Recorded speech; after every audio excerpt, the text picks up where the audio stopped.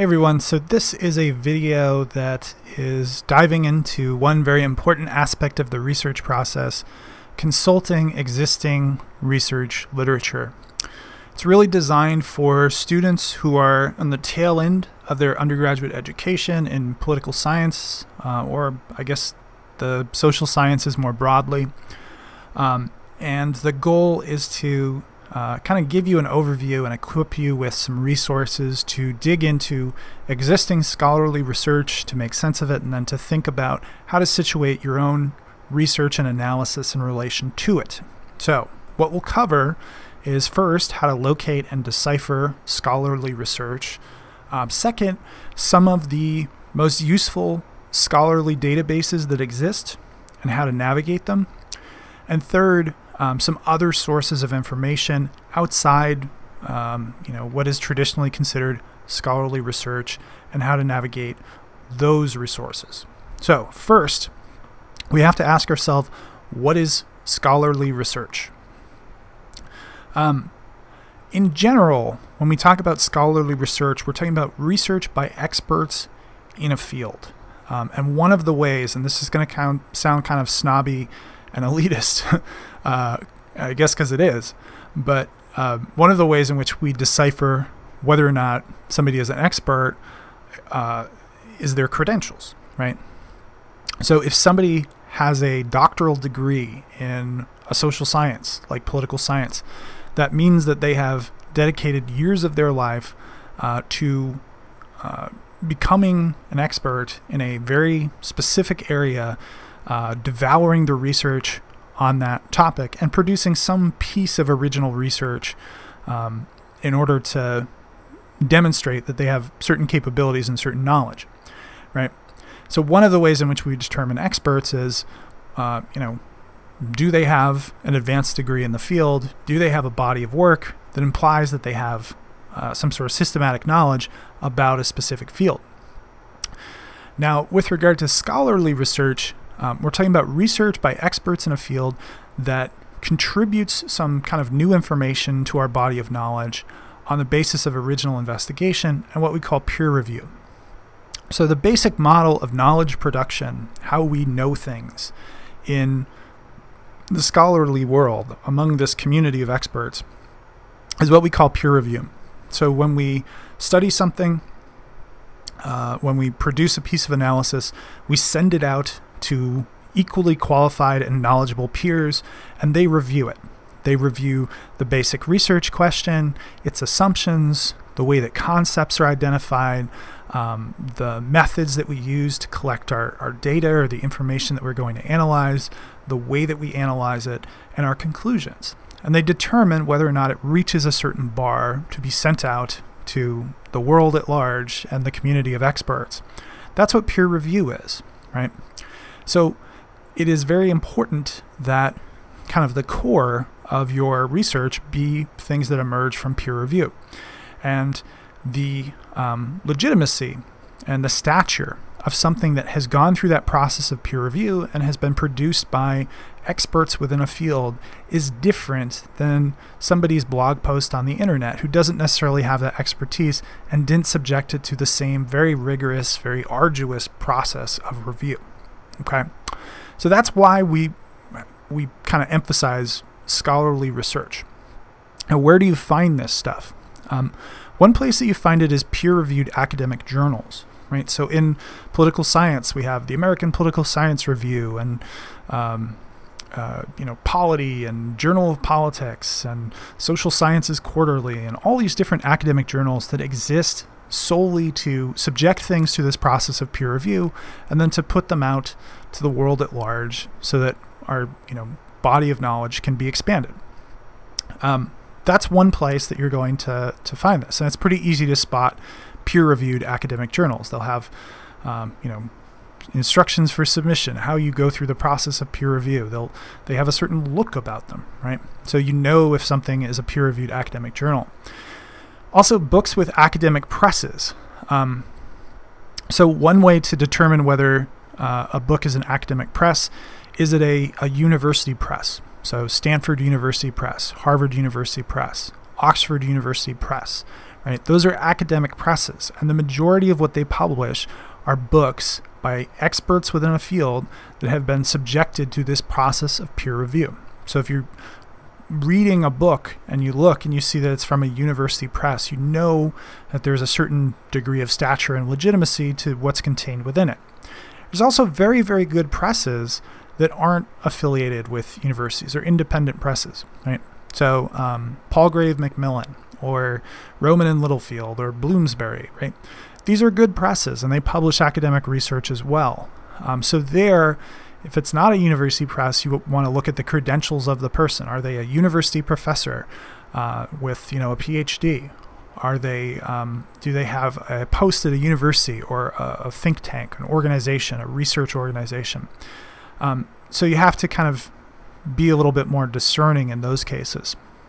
Sometimes you'll encounter working papers or conference papers, and those are kind of like works in progress for scholars and researchers, and those can be very helpful as well. And then the last place in which you might find scholarly research is independent research organizations and think tanks. So not everybody who's an expert in a field is, a university professor. So we have, the Council on Foreign Relations and the Brookings Institution and the Urban Institute, and they employ researchers who conduct research that's, very rigorous and kind of similar to the methods that we use in academic research, but they do so in a slightly different way, right? So you want to find out what are the research organizations and think tanks in the area in which you're working on, and become familiar with those, maybe work with your advisor to determine what those are, and get a sense of what research exists there as well. I'd say probably, the top tier is peer-reviewed academic journals and books with the university presses, but there's lots of other places in which you can find scholarly research. So what types of research are you going to encounter? Not everything that you encounter will be an original research study with, a research question and some sort of hypothesis, and then they go out and collect data and information, subject it to some sort of analysis, and produce conclusions or results. Sometimes there's other types of pieces that you'll find in these sorts of settings. So these could be conceptual or theoretical pieces. That would be an instance in which someone who is an expert in the field looks at a concept or an idea or a theory and really interrogates it and perhaps, critiques an existing way of understanding some core concept or articulates a different way that we might think about some core concept, maybe, citizenship. And there's a piece that's just different conceptualizations of what it means to be a citizen and the presentation of some sort of alternative. That's something you might encounter, right? You also might encounter review articles. Review articles are they are attempts to present concisely as much information about the state of the field and the state of research within the field as is possible. So those can actually be really, really helpful if you're starting out your research and you're trying to quickly get a sense of what has been done, what are the big questions, who are the most noteworthy researchers working on these questions. Review articles are invaluable, particularly if they're done well, to get a good sense of just what is the research that's out there, what questions are being asked, and what are the conclusions that are being reached.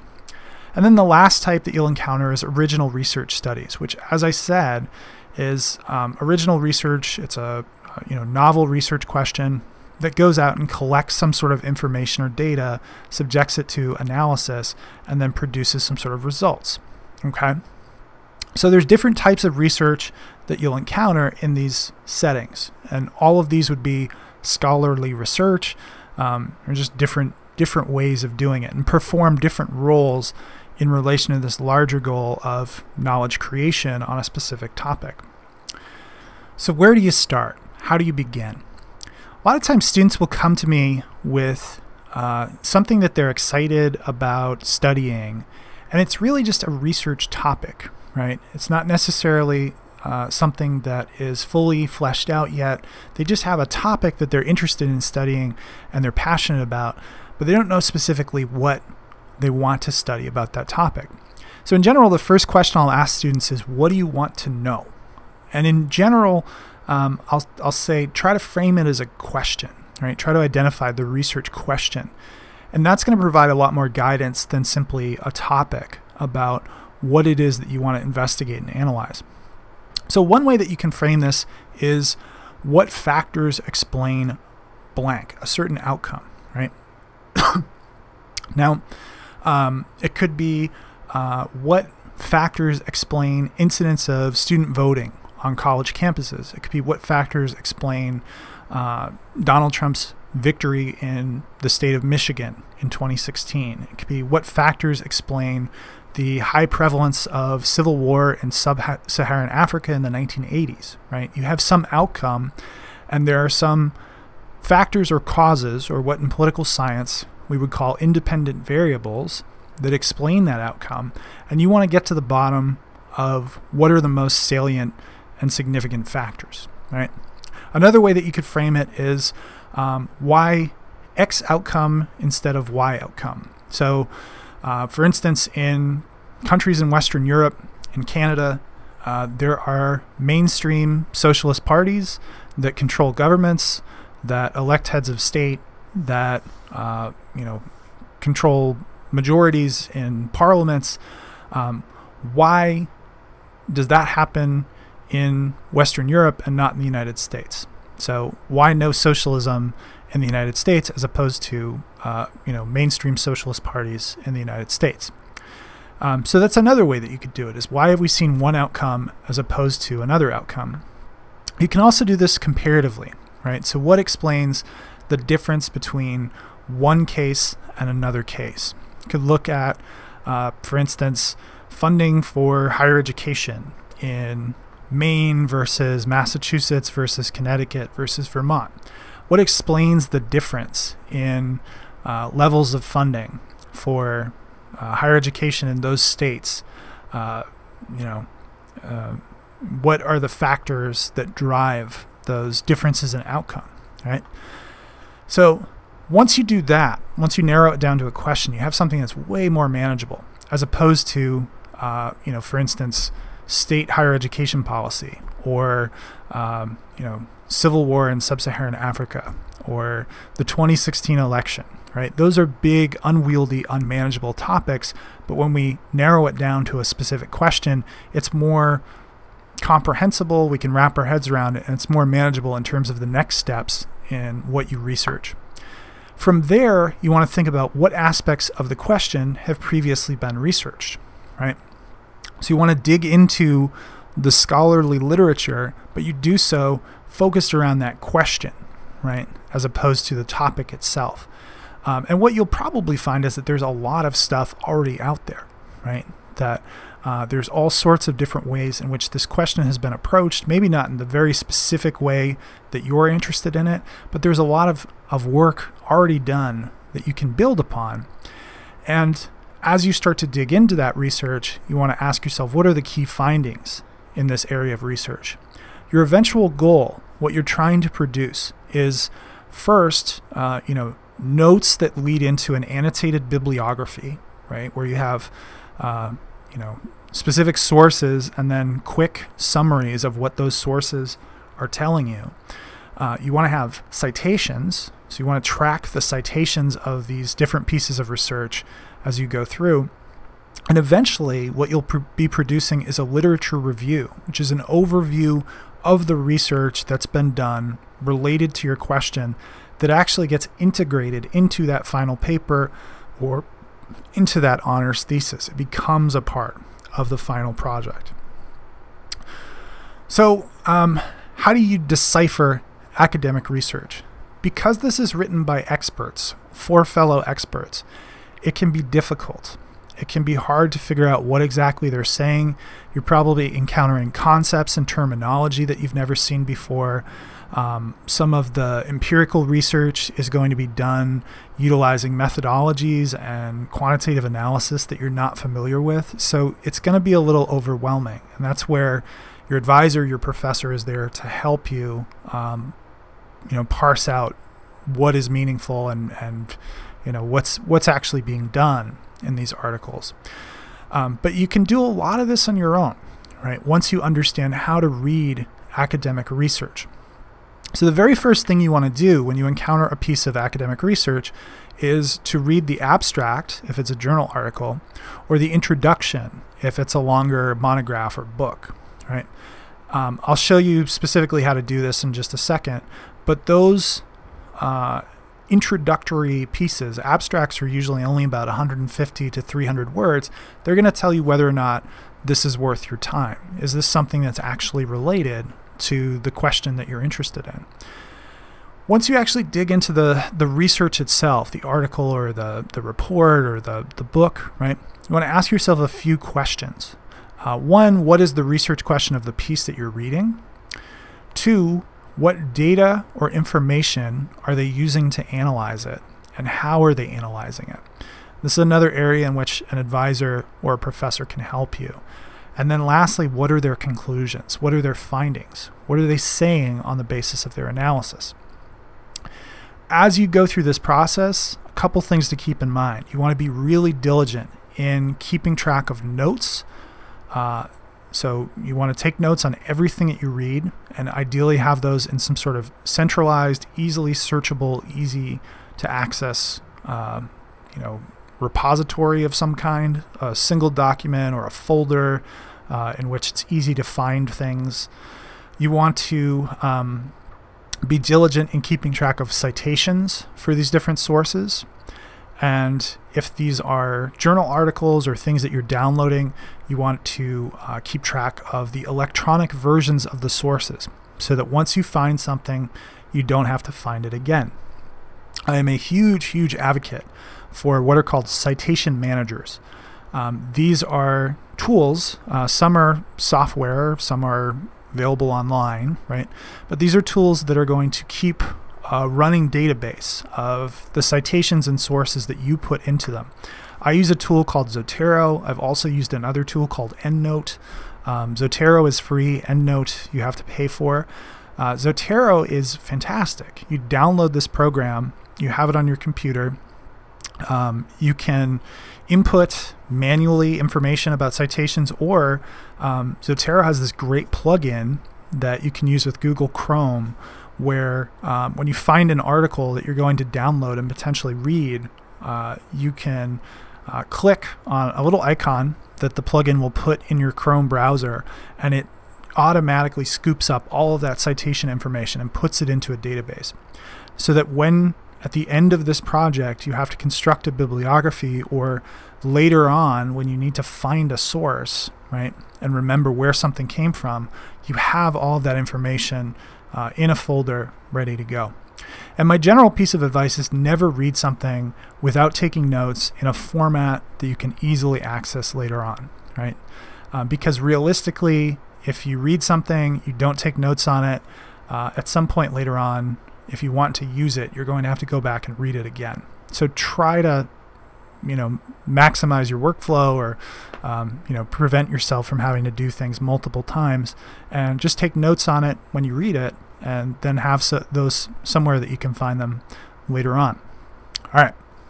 So I want to give you an example of how to look at an abstract and get a sense of how to answer those specific questions that I just mentioned.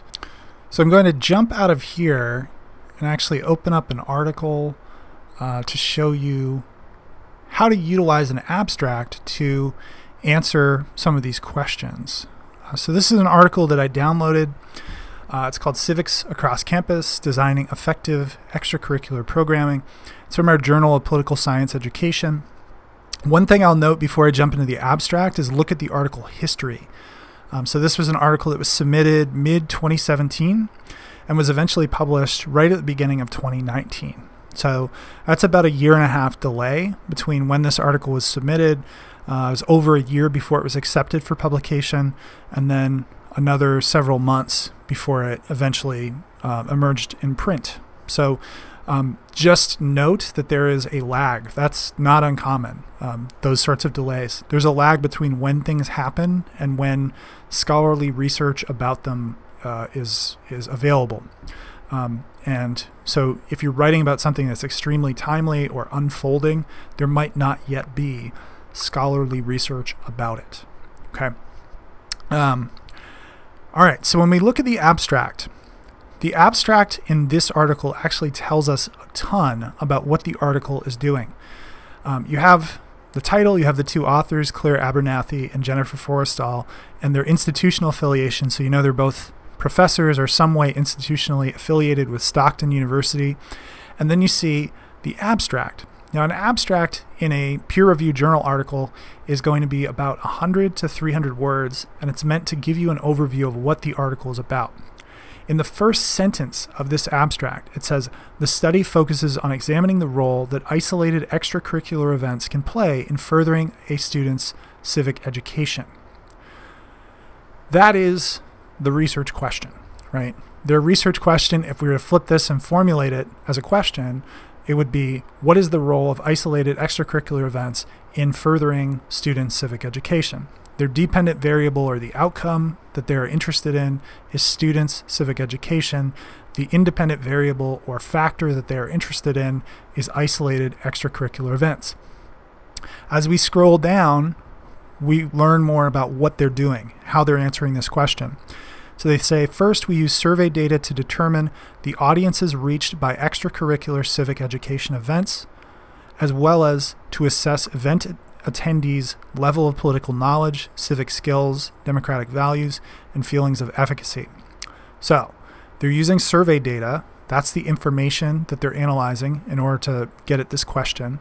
And they've unpacked what civic education means, right? So it's political knowledge, civic skills, democratic values, and feelings of efficacy. There's a second part to this article. In the next sentence, they say, second, we use insights drawn from this data to suggest strategies to design more effective programming, including a variety of different things, right?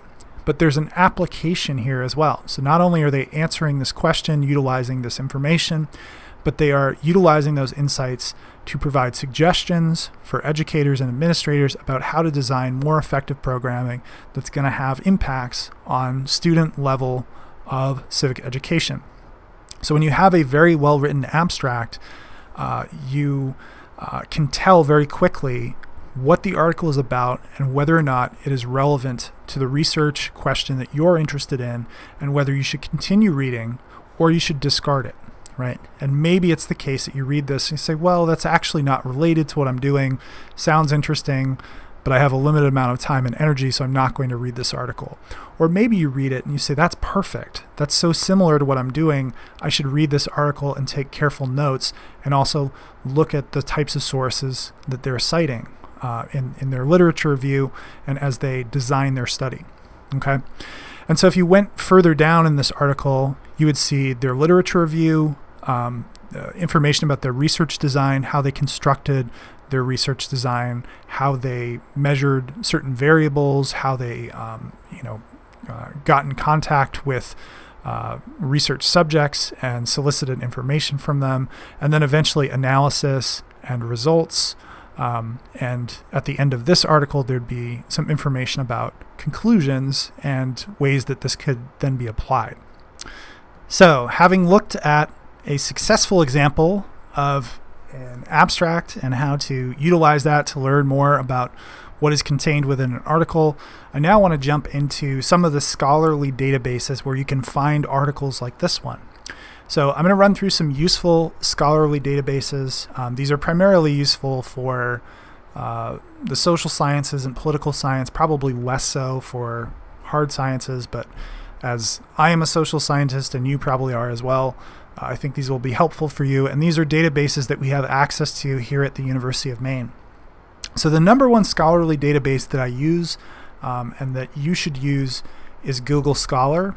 The one that has existed for probably the longest period of time, that I used even when I was an undergraduate, is called JSTOR. And then there's one other database that I'll show you that I think is probably the least useful of the three, but is still can be helpful in certain circumstances. That's called EBSCOhost.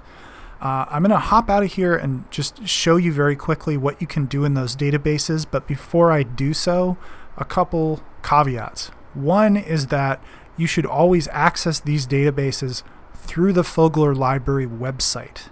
And the reason for that is the University of Maine has access to institutional subscriptions to thousands upon thousands of academic journals.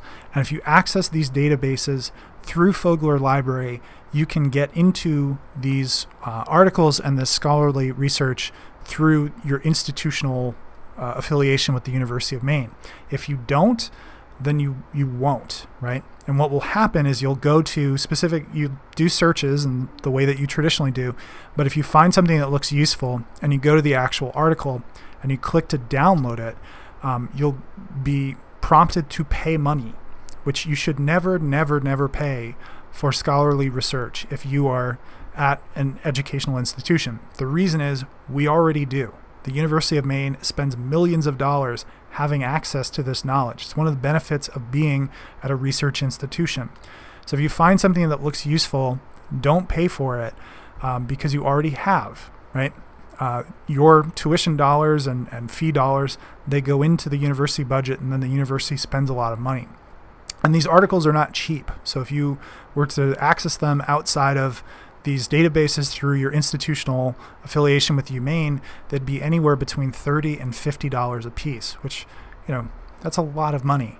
So please, please don't ever pay money for scholarly research because you already have, and the university has access to it. All right, so let me hop out of here. I'll show you actually how to do that, how to access these databases through the University of Maine's website. So when you go to Fogler's homepage, you have your traditional kind of search engine here, your search bar.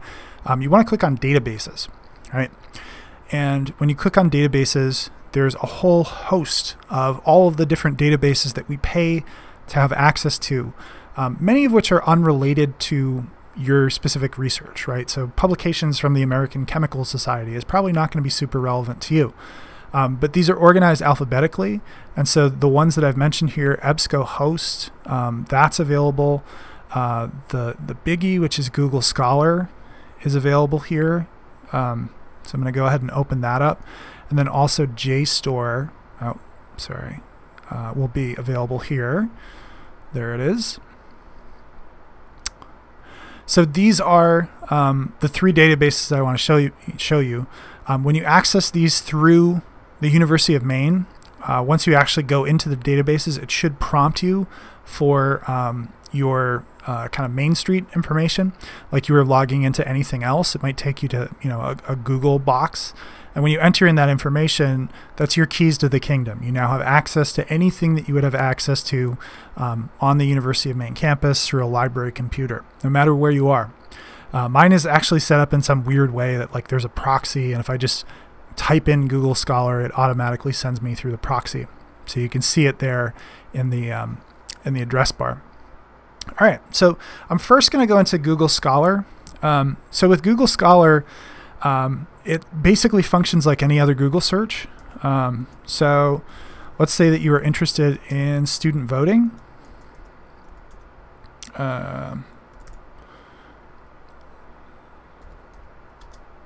And you're interested in student voting on college campuses.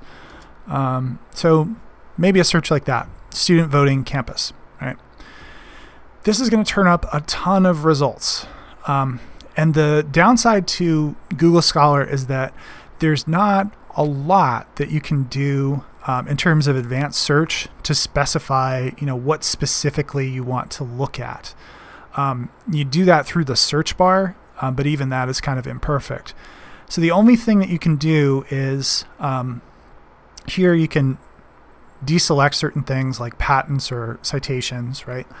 And you can narrow the time frame. So say that you want to only look at the most recent research on student voting on campus. So you can specify since a certain year, right? And that's really it. Now you could, if you just wanted, say, political science, right? You could type in political science here. Yeah.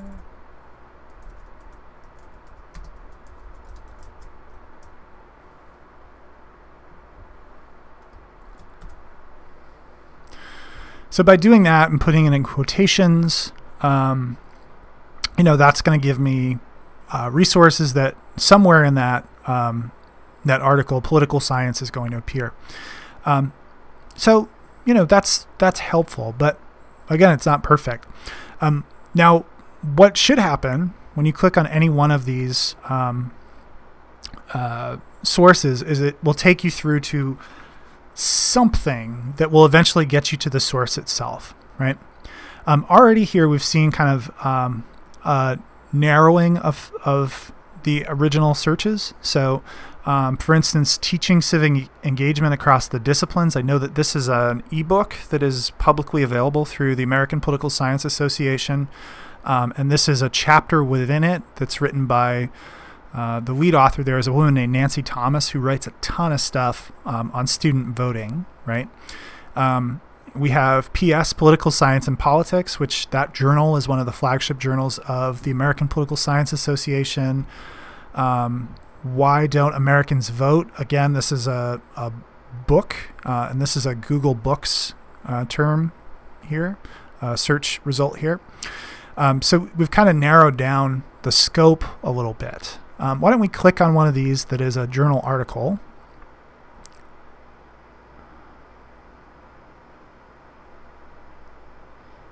Okay, so this is from PS, Political Science and Politics.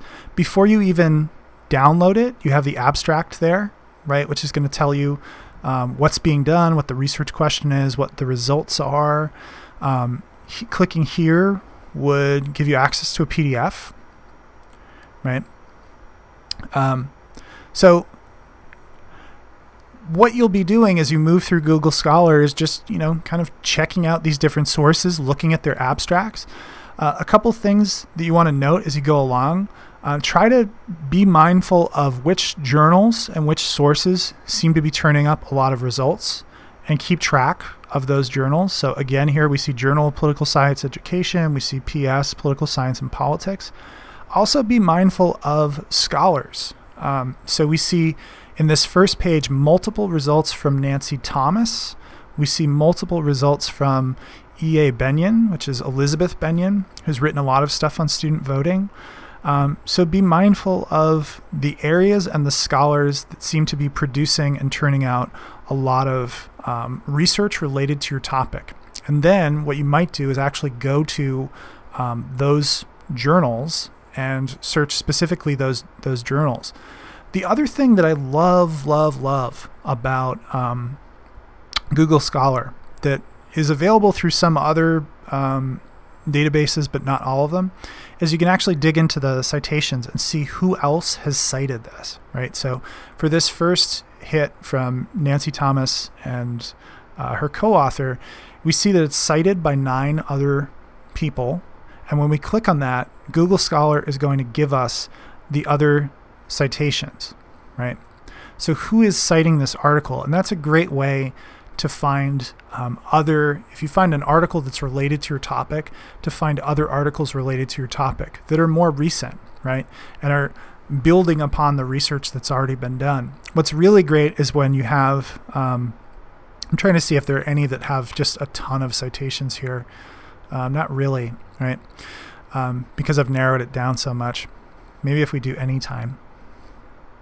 Okay, so this is cited by 146. Why don't we do this one? This was cited by 50, right? Voter turnout among college students, new data, and a rethinking of traditional theories. And then we see that that's cited by 50 people, right? So we can click on this. I mean, ideally we'd want to look at that other study too. But then we see all of these other sources that have happened since 2010 in which individuals are utilizing that existing research and building something off of it. And some of these, some of these will be relevant, some of them won't, right? But you can make that assessment. Like here's an article, if you're interested in student voter turnout, getting registered and getting to the polls, the impact of voter registration strategy and information provision on turnout of college students. That would be a great article to go and investigate. All right, so that's Google Scholar in a nutshell. Utilize these tools as much as you can. Try to limit the time frame if you think that's going to be useful. And I really, really encourage folks to use what we call, citation tracking, where you go and you look at the other subsequent research that has been cited. All right, so if we go into JSTOR, what I like about JSTOR is this advanced search option. So let's do the same search.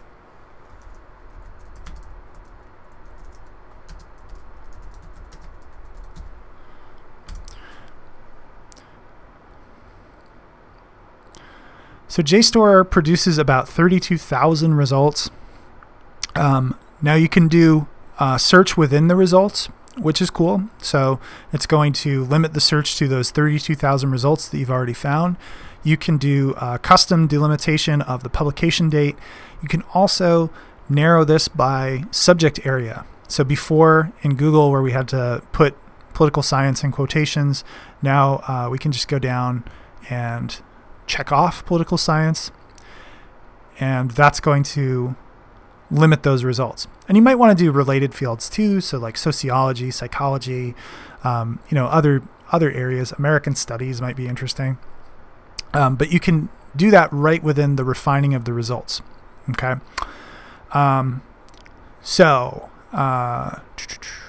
there's also this advanced search option where you can do this as you search, right? So,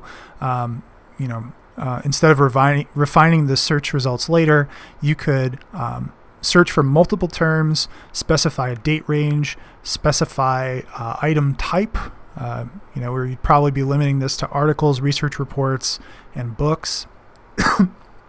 And you can even limit it to specific journals, and then, of course, specific disciplines as well. So same sort of thing with JSTOR. Let's go back to our results. Here's an article from 2012 that's talking about the relationship between student loans and student activism. If you were to click on this, I think before you even download the PDF, it gives you the abstract. So you get the abstract here. You also get the first page of the article, and you're going to get all the citation information. And that Zotero feature that I mentioned as well, that's right here. So I have the Zotero plugin for Chrome, and if I wanted to save the citation information for this article, I would just click on that and it would save it, right? Now how do I get rid of it? There we go. All right, so if you read the abstract, this looked like something you were interested in, you would then download the PDF. You have to accept JSTOR's terms and conditions, and there you go. You haven't been prompted to pay anything, and you now have this as an electronic version that you could save to your computer. All right, so the last one I want to look at is EBSCOhost. And EBSCOhost is a little bit different than the others, and has some different types of sources. We've got a really broad kind of advanced search that we can do here. And usually when I turn to EBSCOhost, it's because things are not turning up in the other two searches, and I'm just interested in what else might be out there. So why don't we try the same search once again?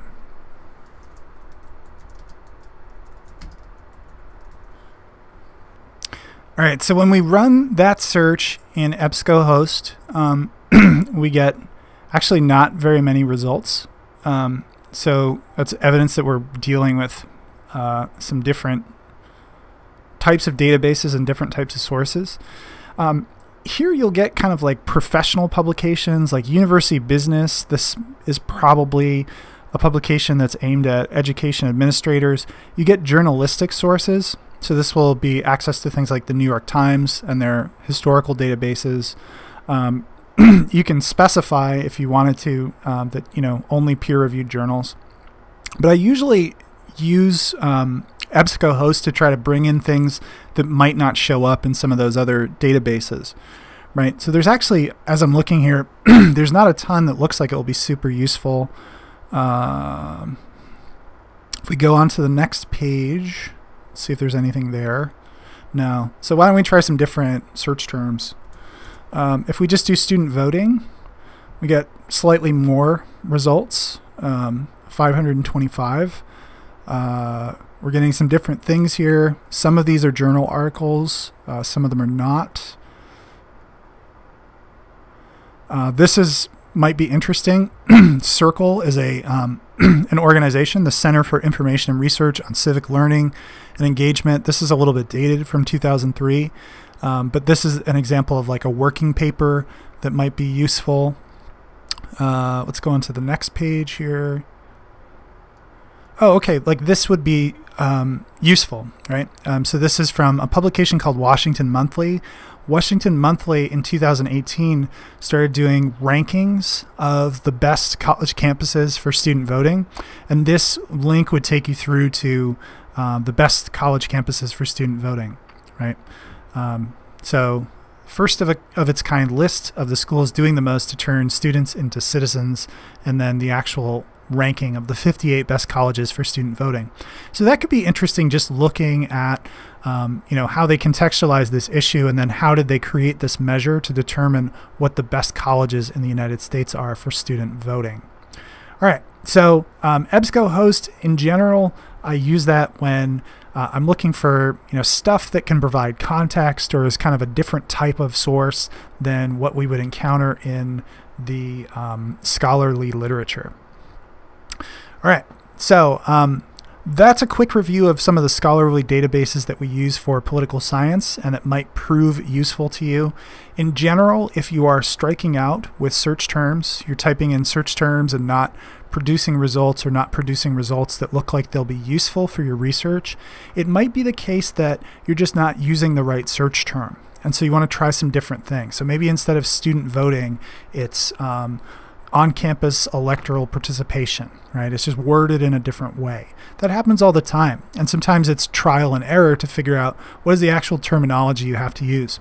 Also, if you find one source that looks like it's pretty good and comprehensive, you want to look at the terms and terminology that they're using and do searches for those terms, and that can help you identify more research that's relevant to your topic.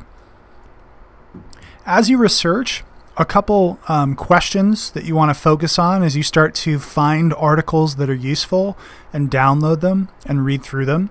First is, what are the key questions in this field, right? So reading through literature review is going to give you a sense of what are the questions that keep coming up, what are the questions that animate this field's research, and so you want to identify those and kind of keep track of those.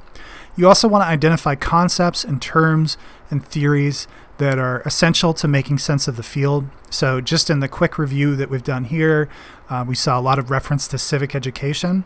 That might be one of those things where you want to figure out, what is meant by civic education, how is that term used as a concept, and what are some of the most common ways to measure and identify civic education. But it would really depend on what your topic is.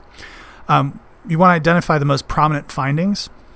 So in any field of research where there's been a significant amount of previous study done, there are going to be the things that we think we pretty much know, right? Most research tends to suggest that these things are the case. So you want to keep track of those, and the articles that identify those prominent findings, and also potential disagreements or debates within the field where folks don't agree. You also want to keep track of what are the most cited articles and authors. So looking at the results in Google Scholar, we already had identified a few scholars that seem to show up multiple times. So those are people that you want to keep track of. Maybe go to their website and see what other things that they've published that are not necessarily showing up on that first page of results. Or maybe they have research that they're working on currently, and if you do a Google search for their name, you can find some sort of working paper or conference paper by them. You also want to keep track of the most cited articles, which, as I said, Google Scholar, by tracking citations and enabling you to look at the citations, articles that are citing articles that show up in your search terms, you can keep track of that as well. And students, a lot of times when they're doing this initial round of research, they'll say, how do I know I'm done? When have I read enough? And in general, my piece of advice is, if you feel like you've achieved saturation in your review of the scholarly literature, meaning that when you open up a new article on a topic, as you read through the lit review and you see what types of questions and analysis folks are doing, if it seems like something you've already encountered, then that means that whatever you have is probably it's comprehensive enough to move forward to the subsequent stages of research. So at that point, you can start thinking about research design, how you're going to collect your data, etc. Right? So how do you achieve saturation in your review of the existing scholarly literature? And if the answer is yes, then you might be ready to move on to the next stage of your research. So the very final thing that I want to talk about is other sources of information. We've talked about scholarly, peer-reviewed research, right? But there's all sorts of sources of information that you can use, and not all of them are necessarily peer-reviewed. So what are some other potential resources? One, as I mentioned, is independent think tanks and nonprofit organizations that are in your area of interest, right? So if student voting is the area of interest, there's a slew of different organizations throughout the country that are working on student voting. Many of them do research and release publications related to their work, right? So it doesn't go through the traditional peer review process, but that doesn't mean that we should just disregard it. And sometimes these organizations collect data that can be really, really helpful. And maybe it's even a source of information that you then analyze in your independent research that helps you generate some conclusions about your research question. So you want to get a sense of what are the think tanks, what are the nonprofits, what are the research organizations working in that area. There's also some sites where researchers and academics can host information about themselves and research materials. And that can be good if you've found a specific scholar that you want to see what other questions they've investigated or what other material they've written. So one of them is academia.edu. This used to be more kind of open access. It's become kind of a pay-to-play model, so I use it a lot less now. But you can search for working papers and publications there, and faculty will have profiles in which they have information about themselves and their research interests. Another one that I've used a lot lately is called ResearchGate. And these are sites where some of the information that you'll find there would be things that you could find in Google Scholar. But you might also find ongoing research and stuff that hasn't quite reached publication stage yet that could be really useful to your research. And this is particularly the case if you're dealing with unfolding issues, something that's happened relatively recently, and you want to see what research exists about this topic, even if it hasn't yet appeared in a peer-reviewed journal. My general word of caution is that just be careful about that information. Usually scholars are kind of cagey about wanting you to cite it for things that would be released publicly, but you can reach out to them. You can message them or email them and see if you can utilize it for the purposes of your student research. And I imagine most of them would be okay with that. And then lastly, journalistic or crossover materials. So for instance, I just read a really good book about the global war on drugs called Chasing the Scream. And it was about how the global war on drugs emerged and how there was this kind of convergence on punitive and violent responses to drug use and addiction, and how certain countries and certain places in the world are beginning to rethink that approach to drug policy. It was written by a writer, right, a nonfiction writer. It was not written by somebody who was an academic, has the academic credentials. Nevertheless, there's some really important insights, and there's some ways of framing issues in there that I think are really useful. And so I wouldn't want to just kind of throw it in the trash and not use it, not cite it, simply because it's not from a university press and it's not produced by somebody that has a PhD after their name.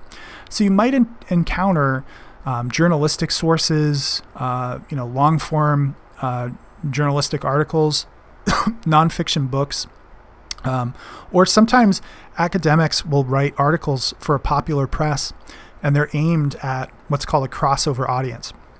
So yes, academics will read them, but also the broader public will read them as well.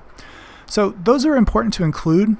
In general, you should include those for background, context, to add richness. You don't want those to be the core of your literature review. right? But they can be very helpful and useful for providing context and kind of a richer conception of what's out there. So don't just limit yourself to scholarly resources, and think creatively about where you can find analysis and research, particularly for issues that are relatively recent and unfolding. There are several helpful writing guides related to writing research papers in political science. One that I've used in my classes is Baglioni. I think this is the most recent edition, but there may have been a subsequent edition now.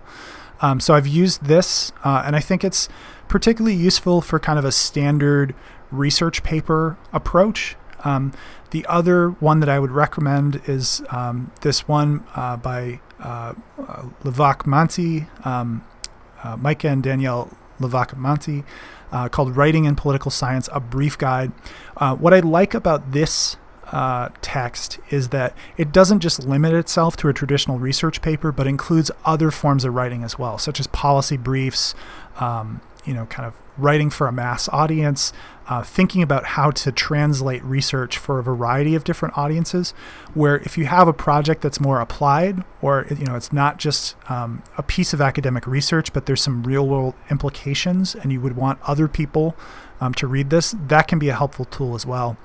And then just in general, in relation to like mechanics, writing style, citation styles, things like that, there's a ton of different writing centers and resource guides out there. OWL, the online writing lab at Purdue, is a favorite of mine. I also think the UNC Writing Center is really good, University of North Carolina. And I know University of North Carolina has some resources that are specific to political science, so that might be helpful as well. So consider getting a copy of either of these books, and definitely be consulting online resources for writing and style and citation formatting, things like that. Very last pieces of helpful advice. One is that you're not on your own, so consult your advisor or professor and do so regularly. If you run into obstacles, this is presumably the first time you've done a research project of this scope, and the role of your advisor or your professor is to help you through it. So if you run into obstacles or you feel like you're not succeeding in some aspect of the project, that's totally fine, and your mentor is there to help you. We also have a dedicated reference librarian in Fogler for political science, who is a tremendous resource in terms of tracking down resources and using an array of databases beyond the three core ones that I just mentioned. But there may be other types of information that you want to get access to, historical documents, archives, all sorts of different things, and Fogler can help you find that material. If you're struggling to understand research, if you're reading something and the methods are unclear, the conclusions are unclear, they're using concepts and terminology that are unfamiliar to you, that is the place where you lean on your thesis advisor and committee or your professor to help you. The worst thing that you can do is avoid the research process because it freaks you out. And this is the one piece of advice that I give to students over and over and over again, is that if something is giving you trouble in the process and it's frustrating you, you need to lean into it and figure out how to address it, and ideally do so with help from those who have expertise in this area. Don't avoid the research process because it's hard, right? That I've seen that extend into these kind of delays and avoidance of the project altogether. And when students don't finish, it's generally not because they are not capable. It's because their avoidance of the project, because it causes them anxiety, has reached such a point in which it is physically impossible for them to complete the project by the time they graduate. So don't avoid the research process. A year and a half is a totally doable time frame to to complete a thesis, or a semester is a totally doable time frame to do a perfectly interesting and adequate research paper on your topic. But if you avoid the research process altogether, then you will struggle and you may not finish it. But that's not going to happen because you're going to do a great job and you have all of these resources and all of these people who want to help you. So I'll wrap up there. Feel free to reach out to me if anything in this video is unclear or it's led to any questions, any kind of subsequent follow-up questions, and I'm happy to field those questions. All right, thanks very much.